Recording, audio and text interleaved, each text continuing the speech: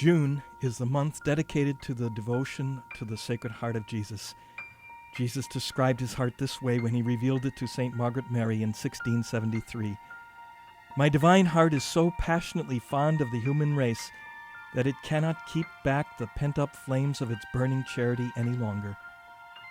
Jesus, human and divine, has a heart which feels all that a human being can feel, but with a divine intensity. He loves the human race so passionately that he suffered and gave his life on the cross to save us. Then he rose from the dead, and his physical heart, which stopped beating and was pierced by a lance, began to beat again, never to stop. He is now in glory and continues to love us passionately, as his words to St. Margaret Mary show. But being in glory, doesn't that mean he no longer feels human pain or sorrow? That his heart can no longer be broken by what his beloved human race is doing? I don't think so. I think he deeply feels human pain and suffering. Why? Well, St. Paul makes that clear in his first letter to the Corinthians, chapter 12, verse 26. Having just described the body of Christ, Christ who is the head of the body, and we who are members of the body, connected to Christ and to one another, Paul writes, "If one part suffers, all the parts suffer with it." Surely as the head, and I would add, as the heart of the body, Jesus suffers where any part of the body suffers, where his beloved humanity suffers. I can't help thinking that what particularly breaks Jesus' heart today are all the sins against life. That's why Pope Benedict, during this month dedicated to the Sacred Heart, gives us a prayer intention that asks us to pray for a greater respect for life.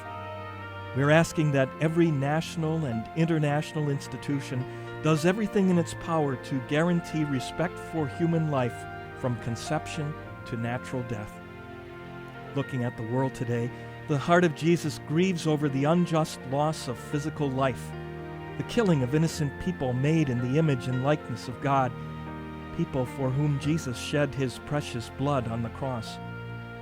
And he grieves over the loss of spiritual life that is behind these unjust killings, the death of the soul that is mortal sin and which is behind abortion and euthanasia and all the sins against life between them.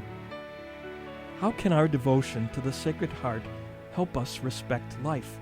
How can it help us battle the sins against life and build a civilization of love? Through this devotion, we commit ourselves to thinking and feeling as Jesus does. We strive to have the mind and heart of Jesus, so that we might see and treat others as Jesus sees them and would treat them. That means never seeing and treating another person as an object. In abortion, the baby developing in the womb is not seen as a person beloved by God, but as a problem to be disposed of.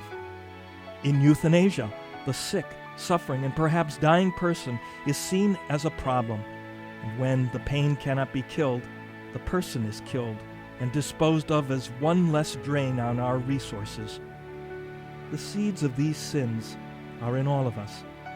Whenever we lust after others, viewing them as objects for our pleasure, or whenever we see others who frustrate us or who perhaps we don't like, whenever we see them as problems and not as persons, we're denying their humanity.